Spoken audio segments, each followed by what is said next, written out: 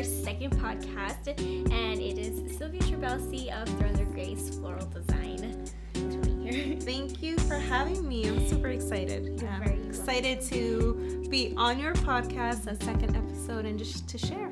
Yes. Because we have so much experience together. We do. we go way back. We do go way back. Sylvia did my wedding. She did my wedding. That's how much we love each other. Yes, and just truly respects like the work that you do. Yes. Yeah, I love Sylvia's style. I always tell her all the time. Her style is one of my favorites. And you're just very easy to work with. And we got this flow going. So it's always fun to work with Sylvia and her company. And why don't you tell us what your company is and what do you do?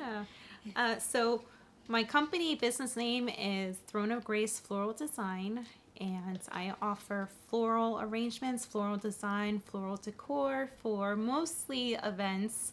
But I have worked with doing personal arrangements. I do offer that regularly, and everything from different types of events, weddings, funeral arrangements as well. And yeah, I like to provide a floral experience that honors any events and any occasion. Yes. Beautiful. Yeah, we've done a lot of sweet 16s together, weddings, birthdays, yeah. Showers. Yeah, showers, that's right. We did the whole thing. And I think you mentioned it was last year. You just went into funeral florals. Was it last year? I would say even as far back as I would say 2 or 3 years ago. Not as my regular work, but I have offered floral arrangements for funerals as far back as 2 or 3 years ago. Wow. And that, it's such an honor to be asked to do something like that, especially if it's like their casket spray, because that's like the final tribute to that person. And to be asked to be a part of that, I mean, I've experienced like heavy loss in my life, and I can relate to wanting to honor that person. In fact, even how I got into floral design is partly in wanting to honor somebody as well. So I could see that. How beautiful. I could relate to and be empathetic to wanting to offer a tribute that really just highlights the love for that person. Yeah. And it's so beautiful how you can put so much heart into florals, into flower work, and I bet it's so fulfilling with your business, being able to provide these things for people. Yeah. I mean, especially, I'm sure it could be easy enough to relate for a funeral, but it's, whether it's a baby shower or a bridal shower, a 50th or 40th birthday party, a wedding especially, these are special milestones in people's lives, and to be asked to be a part of that. And for the most part, like a lot of my clients, like they're specifically seeking me out. They've seen my work, and to be asked to be a part of that day, where flowers are, sometimes a main showcase in that event. So to be asked to be a part like that, and to have my work in their pictures forever, like that means so much to me. That just brings me so much joy, and to be able to work with clients to just truly appreciate what you do, even if they don't understand all the the behind the scenes and all the work that goes into it, just being able to appreciate that final product, it means a lot to me. And this is completely driven by the Lord, and He tells us to do everything unto Him. So not only do I know I'm working for the client, but I call my business God's business, right? And I'm working unto Him. So that's super important to me too. Yeah. Has your faith led you, or was one of the factors that led you into this business? Yes, for sure. So I like to share this story because I know that God's hand was so much into it. But at the time that I actually started considering this avenue, I was already going to school, and the thought kind of came into my mind, and I started looking up floral design school, and I'm like, Sylvia, no, this is not the time. You're about to graduate, and you're not going to spend this money. You need to finish paying off this loan, but time just personal experience in helping out with different like weddings as like a bridesmaid, always being a bridesmaid. Seeing and enjoying like doing centerpieces and being in the wedding atmosphere. Like I just loved it. And I always loved flowers.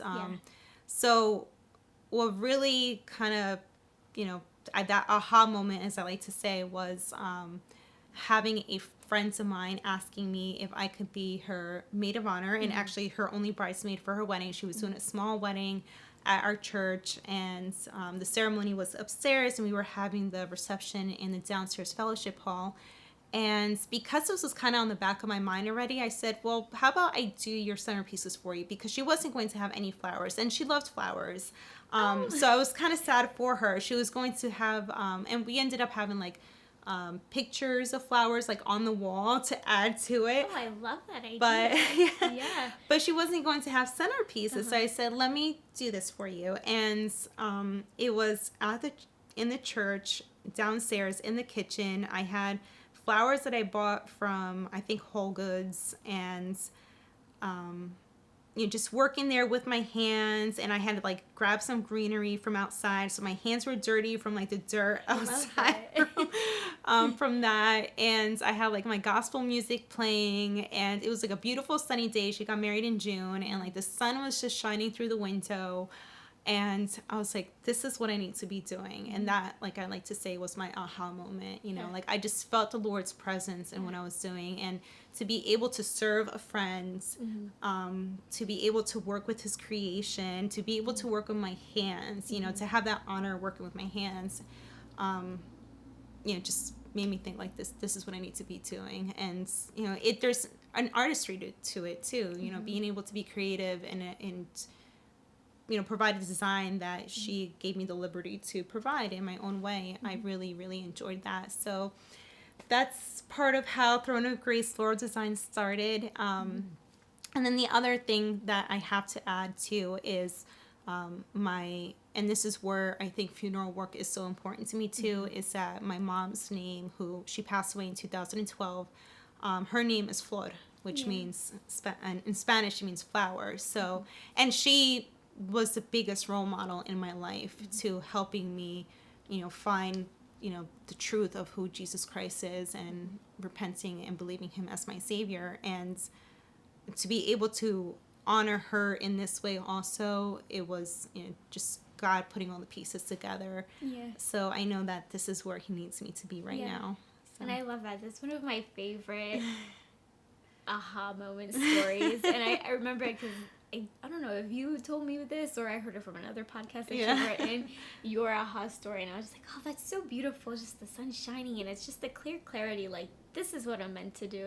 And it's so beautiful. I love your startup story. Thank you. And I think you mentioned before that you were playing around with the business name, and you wanted to use your mom's name, right? So what made you decide on Throne of Grace Floral?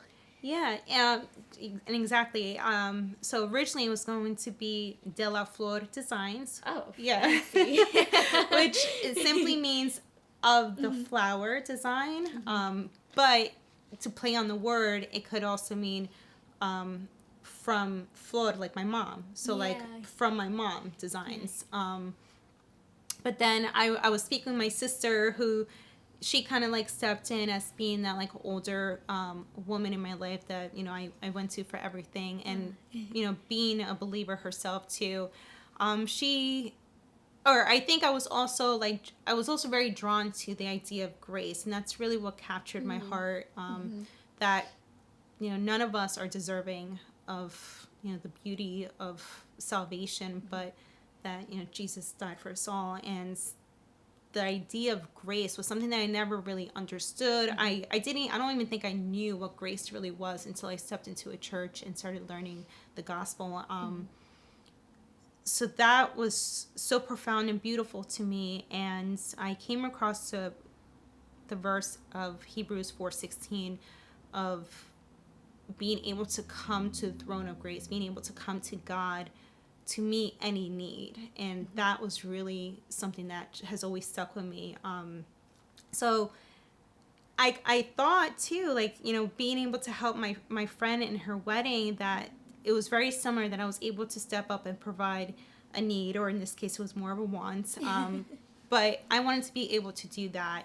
So I was toying with the idea of Throne of Grace. And then I was speaking with my sister, and she's like, well, honor the Lord in what you do, right? This is, you know, this is for him, and give it to him. And I'm so glad that she gave me that advice, because it's true, because it's always a reminder that this isn't for anybody else, but this is for him. So this is where we came up with Throne of Grace Floral Design. I love it. And you know what? In a way, you're still honoring your mom, because you're following the footsteps that she taught you, and just living by example. And I think that's very beautiful. So you've been in the business for how long now? Officially under the business name, 5 years. 5 years. Going on 6 in April. That's beautiful. Congratulations. Thank you made the 5-year mark. I'm still here. Why don't you give us a little journey in you know, back in the past, and give us like a little recap of how your years went by, and what were your favorite events? What are some things that you can take from your past experience? You know, it's an ever-growing journey. It truly is. So when I look at my first year, I think my biggest growth has been in my designs. Okay.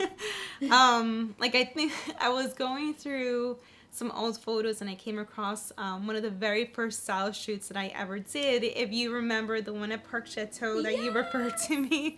Yes. Funny story, I have to put that in. I referred her because I met somebody at jury duty. Yeah. It's like, you're in event planning, right? And I'm like, yeah, I had just started. So I wasn't really, but I kind of was. And she's like, do you know any florists? I'm like, yes, I do. So it was through jury duty. That's so funny. So yeah, looking at some of the designs, like, from then, I was like, oh man, like, yeah, I'm like, was it cringe for you? Like, you know, and there's still some importance there. There's, you know, beauty there in its own. And she did give me like a lot of creative liberty, but I'm like, yeah, I wouldn't mind doing that over again. Oh my gosh. What, does that mean you would do another styled shoot? Oh, yes. And I think they're really important, especially in this industry. You know, there's always like that trickiness with florists of what cost is going to be covered. So we cover the cost, things like that. But I do think that they're important, and they're helpful, because you do get that creative liberty. Yeah. Whereas when you're doing events, you're kind of pigeonholed to, you know, certain colors or certain style. So being able to do style shoots definitely allows for an opportunity to take that freedom, but also work with a photographer that you appreciate their style. So that's something that's super important Very too. important. Because also you don't, and this could be for another podcast, but you know, you don't want to end up working with the photographer and like editing their photos, because then that takes away from their work too. So there's definitely something to say about style shoots. Yeah, I love that. So first styled shoot, you weren't a big fan of your work, and you've been able to grow in your design and stuff. So where is your design at right now? What do you think is your niche and sets you apart from other florists in the industry? So I would say right now I've grown more into like a romantic style. And even though I think that's always been my draw from the beginning, for whatever reason, I didn't take that way for that particular style shoot, because my very next style shoot that was actually in Rhode Island, I love those photos because I did take that direction more from what I wanted to do. They gave me a color palette, and you know, I just went with it. So I would absolutely say that my style tends to lean more towards a romantic style, more organic, more ethereal, because that's just, you know, the designs that I tend to go to naturally. And I love your style. I love the whole organic style, and even with the craziest themes that I give you, you still find a way to make it look romantic. You still find a way to make it look still organic and very like a high quality type of style, I would say. You. From Masquerade Sweet 16. I remember even Alessia was like, what is this? Who was it? Who did he say was somebody's birthday? Oh, I think it's John Elton. Elton John. He's like, is this Elton John's birthday or something? And I was like, that's funny. Because he only saw the red roses and the ostrich feathers. And when you said that, I was like, oh, okay, I can kind of see that. But even with, like, the craziest things, you still find a way to make it look so good. And you're like, this still looks very romantic. It still looks very nice. And I think that's what really helps when we work together with Sweet 16s, really helps make the Sweet 16 look a lot more mature than regular, like, what you usually see. The flowers that you use are not they're not super whimsical. They're not in, like, towards that direction. I feel like my style's a little bit towards whimsical, but when we come together, it looks good, and it has that like more mature style. So yeah, I definitely agree. Like, your romantic style, it's really nice, and if you look on her Instagram page, you can just see, like, the whole grid. It looks good because it all matches. It all looks great. Oh, thank you. It's you know, it's fun to get really creative, and I like those challenges. But you know, I think just naturally you tend to fall back to, you know, what you enjoy the most. With aside from the stylist shoot, what are, like, your 2 top favorite events that you've done before this year, since you started? I'm gonna say my own wedding. Yeah. Sylvia did her own flowers. Yes, that was not partially aesthetically, but just she did her own flowers and it was great. But because of what went into it, you know. Yes. I did 26 It was a lot. arrangements, 3 feet long. Yep. Yeah, so that you know, is, I would say, one of my most memorable events. And you know, you were my first official wedding, so that always sticks with me. I always think about that, and how much I remember. I had a journal when I first started, and I made a list of everything that I learned from each event that year. And I was doing, like, events before that, but yours was the first official wedding under Throne of Grace that I did, so that always stuck with me. But also the list of things that, like, you know, to learn from, and but yeah, that was also a very fun wedding. I remember going back for the cleanup, and just, you could tell that it was a fun wedding. Everybody coming out, it was really enjoyable, and getting compliments from your family, like, that was so, like, I didn't even know they did that. Yes, sweet. and your friends, doing one of their weddings after that. So that stuck with me because it was, like, so much pressure, but so much fun at the same time, and everything that went into it, and then, like, just being able to, like, come back and get that type of feedback was like, oh, this is great. And you were so sweet through the entire process. Just, if none of you know, I got married at 19, 20, right? So court wedding was 19, so I think 20. I don't even know. I've been married a long time. Long enough to forget. But I was so young, and, like, me and Gaston, we didn't really have a budget. Like, everything that we did was just we're like, okay, we have to go with the most inexpensive thing. And even though you were just so sweet through the whole process, you invited me over to your place, and you set out a table in your grass area, and you're like, okay, this is what it can look like. And I was like, oh my god, this is so sweet, and I loved it. You gave me that wedding planning experience that I wasn't even, like, married to. I was like, I'm just getting what I need. I'm getting the essentials, and she's gonna help me. And Silvia was the biggest help for my wedding. You really, really were the biggest help. I had, like, all these little knickknacks, and you're just like, okay, I'll take care of it. And it was a simple design, but even though, you still made it very beautiful. And I really appreciate you helping me with my wedding, and I'm glad that it's, like, one of your memories. Well, it went full circle, because my wedding would not have, you know, been what it was by any means without your help and your team's help. And Thank you. yeah, everything, you know, I'll never forget my wedding, like lining up before we go in and make the big announcement, you know, with our bridal party. And I'm like, I had to take a peek, and I'm like, and it was just such a crazy, hectic day. But I remember like taking a peek and just being wowed. I was like, yeah. I think I remember doing like a yes. Like, oh, I love that. I did a yes. I love that. Yes, it's always good to have a yes from the bride. It's always good to have a yes from the bride. And you'll have to stay tuned because I'm coming back and we're going to talk about, you know, my wedding in more detail. Yes. And it's just so much to share from that. But yeah, that was, you know, seeing everything because of what the venue was and because of what, you know, I know it was before she did her magic. Yeah, I was just blown away. Oh, I love that. I'm so happy we were able to be part of our biggest days of our lives and still continue the work all in between that and, you know, forward from that. So we went through, you know, Throne of Grace and how it flourished, how it blossomed. And throughout that, I know that you had your baby girl. And how is that with the shifting in from just a entrepreneur to entrepreneur plus motherhood? Plus mom. Yeah.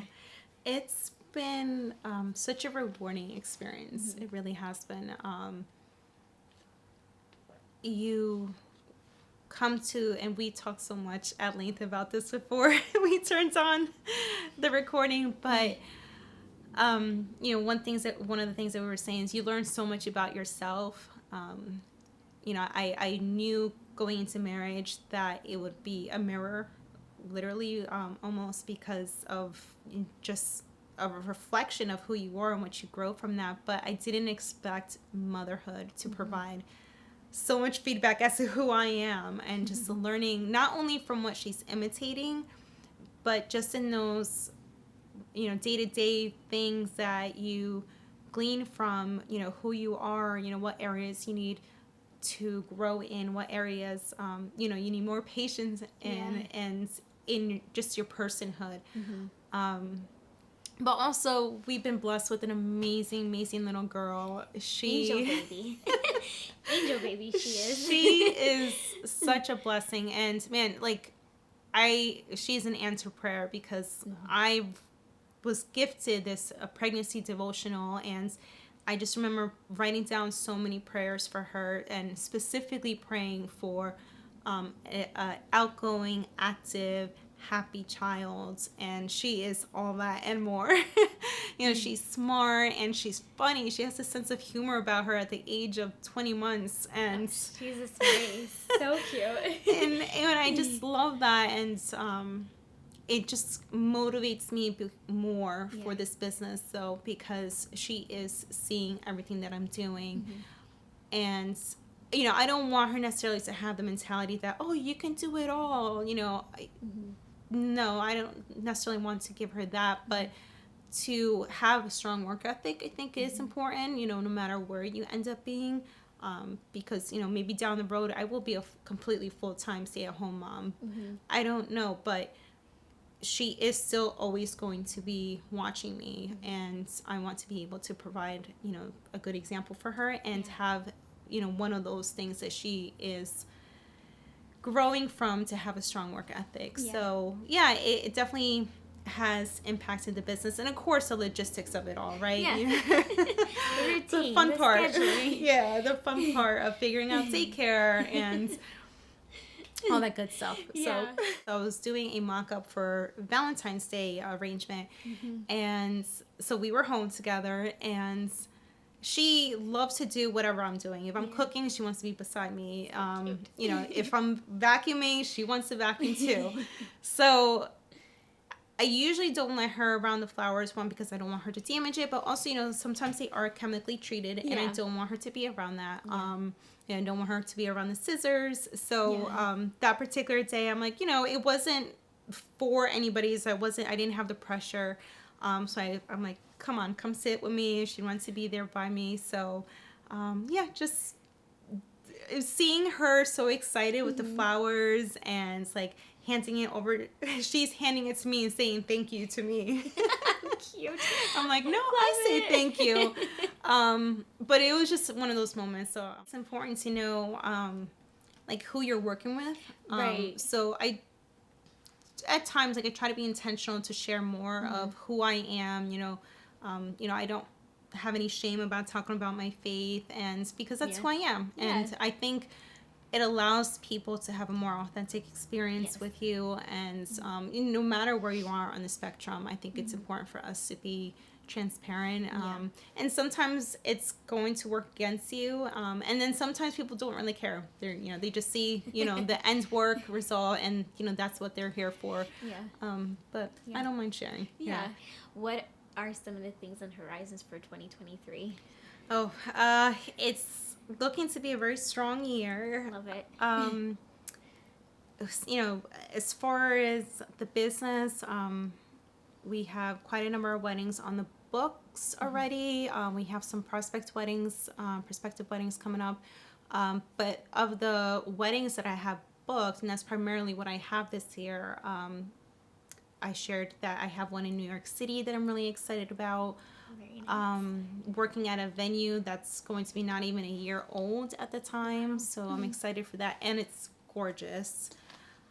I have some weddings at like just venues that I've been eyeing for a long time. Yeah. I bet this is like a great achievement to be in venues that you've been eyeing. I know that's always exciting, like when I want to be in a venue and you finally do it and you're like, I did it. It's like your little girl dreams coming through. It really is. So we have some great venues lined up, and I have like a friend's wedding coming up too that I'm doing, so it's just exciting to do that for her.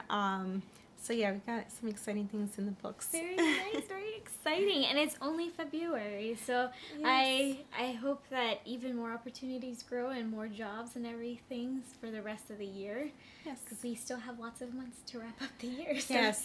Off to a great start. That's so good to hear. Off to a good start. Valentine's Day was successful. Yeah.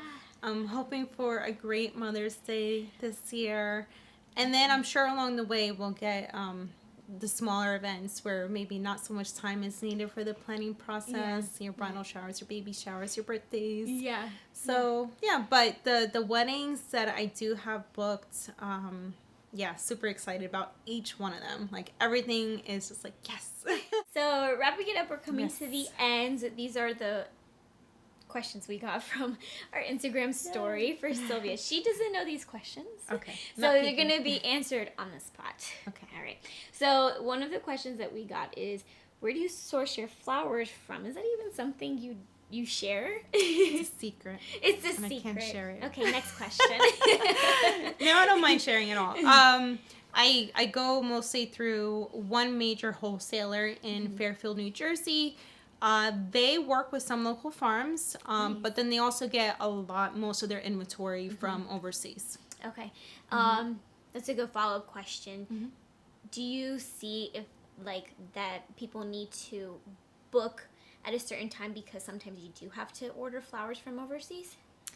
I think it's super helpful if you're going to work, if it's flowers in abundance, to book ahead of time. Yeah. Generally, for my events, I ask for everything to be set in stone 3 weeks in advance. Okay. That allows the best chance to have everything come on time, because I am working through a wholesaler and they need to be able to receive everything, and they have different orders. They have different clients as well. Yeah. Also for inventory, like the hard goods, also it helps to have everything ordered in advance. Yeah. But then there's times where I can work with something that they're going to have available anyway. They're always going to have roses in-house. I could go there right now and they'll have roses in-house. But is it going to be like the color or the quantity that I need? So that's why it's helpful when it's in abundance to order in advance. So something smaller you can kind of get away with it with your local farmers. But in abundance, better to have more time with it. Great. Yes. How do you incorporate sustainability in your floral practice, especially after an event? That's a good question. That is a very good question. Like somebody that has experience. certainly there is a lot of waste with what we do, unfortunately. I try to stay away from, I'm growing more into staying away from using foam, and using more of chicken wire that can be reused. Same thing with our goods. So normally there isn't a lot of breakdown on my end, but this year I'm certainly trying to do that more so I can reuse a lot of the goods that we have. Goods meaning the hard goods, your vases, things like that, so that we can put them out again and reuse them. So instead of purchasing over and over and over right again. and just and not only does that create more waste in the product itself, but just like in the packaging. So that's something that we want to try to stay away from. And then a practice that we always use a lot in the florist industry is reusing your boxes, right? That the flowers come in. Those are super helpful when it comes to transporting flowers. So things like that, we try to reuse what we have. And I mean, if you go into like my work area, there's there's like boxes that I'm like, ooh, this is a good box that I can keep to hoarding boxes. Been there, done that. Yeah, so I know. Just talking about hoarding different things is helpful too, not just for minimizing my own costs and my overhead, but to not be wasteful. You definitely need the packaging to like move things around. Yes. What are your favorite floral styles? I know romantic is one, but like, is there anything specific when it comes to centerpieces or ceremony type of floral, pieces, styles? I love seeing all different types of styles. I love going to like seeing other florists work and being inspired by that. But I think a classic compote bowl floral arrangement is always something that I favor. But I'm really starting to like the trend of like the tall metal stands. Okay. Yeah, I think that's really, it adds a depth and a dimension to the wedding when you walk in. So I think that's helpful. And I know you offer this too a lot, and I think it is a really good trend in having the high and low options. So I think that would be some things that I like to see often. And for those who don't know what compote bowl is, can you explain what that is? Yes, so it's so it's more like it's a bowl, with the stands, and it does have a base. So it's more of a standing bowl. A standing bowl. Right. Okay. Nice. And do the flowers usually get larger with that? Right. So it's tends on average are usually like 6 inches, but they can certainly go bigger. But like a 6-inch or 8-inch bowl, and then the flowers you build on it. So they can go as far out as 3 feet wide, but usually something more proportional like 12 feet is good. I think a good dimension to it. So I tend to go for those classic floral arrangements. Love it. What is the cheapest or most affordable flower versus the most expensive flower that you've seen in your experience? So some expensive ones that I know are really popular and in demand are peonies. Okay. Those tend to be on the higher ends.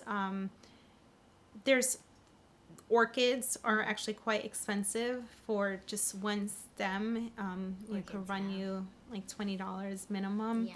And I mention these because these are the more popular ones. I mean, there are a lot of exotic flowers out there that can cost more, but these are the more popular ones. And then as far as the least, I love carnations, and because you get so much for, bang for your buck. Okay. So they are on the lower ends. You get a lot for what you pay for. So I think carnations are probably still one of the least expensive ones. Least expensive. This is my own personal question. I get a lot of questions from couples that say, or just clients in general, I guess they assume that baby's breath and like eucalyptus can be on the more affordable side. Is that true? Is that like something that is very affordable, or can it be expensive because sometimes you have to use a large quantity of it? Yes. Yes. You answer your own question because Okay. you have to get a lot of it to make a statement. Mm-hmm. One thing about eucalyptus, it's really not, for greenery, it's still on average with a lot of the other greenery. One thing about eucalyptus, as beautiful as it can be, I find my experience is even though you're paying the same for a bunch as, like, let's say, Nagy or Italian ruscus, and these are just greenery that I'm throwing out there, or myrtle or boxwood, eucalyptus can be very finicky where you can't use all of it, so you tend to have to always buy more. Because they either dry out, like half of the bunch is dried out, or just not pretty to put out there. So you have to use a lot of it as waste. Right. Yeah. So that's something that has to be kept in mind. Sometimes you can get them for less expensive than your other greenery, but that's something that I always have to keep in mind, and I have to order more. So sometimes it's not the least expensive option. Baby's breath, yes, it's on the lower end, but you do have to buy more to make a statement. Yeah. Last question. Okay. What ranges do you usually see within centerpieces in specific? And I know it could range like very differently depending on the style and stuff. But what would you say is like a good range for a low centerpiece, a small centerpiece, for a tall centerpiece? All inclusive for the small and the large, I would say a range that comes to mind would be, and especially if you're considering like a wedding, I would say on the lower end would be, on a low end, 65, and then for your taller centerpieces, they can go for like 400. Yeah. I've seen that, especially the more flowers that there are and the type of vase. You definitely need a sturdy vase too, because those flowers can get heavy. They can get heavy. And you don't want it to just topple over on people, Yes. especially if it's a big glass vase. You get a sturdy one. With roses, this is actually a question going back to the previous one. Okay. Do you find that roses are more affordable or not so much? Because I think that's very popular with weddings, right? Right. I think that roses are a very affordable option. Of course, it depends on how much you want. If you're looking for a full, like 2 feet around centerpiece of all roses, that's going to cost you. But if you're flexible with using roses and other filler flowers, then it could be very affordable. But they're not your most expensive option. Okay. And I think somewhere in the middle. yes, Yeah. and I think that roses certainly equate to love. So to use them in weddings, I think is always a good option. I love that. And they're probably one of my favorite flowers. They are my favorite flowers. So. Yeah. Yes. I definitely see you use a lot of roses in weddings, and I love the look. My name is Silvia Trabelsi. My business name is Throne of Grace Floral Design, and you can find some of my work online on Instagram at Throne of Grace Floral Design. I am on Facebook also at Throne of Grace Floral Design, and you can also find me on my website and Pinterest too. Pinterest. And Google. And Google. Yes. Beautiful. All the places. We'll put the details in the show notes below. Thank you so much for being here, Silvia. Thank you so much for having me and giving me a platform to just share a little bit of my world. Absolutely. And she's going to be back, okay? Silvia doesn't know these. What happened? What happened?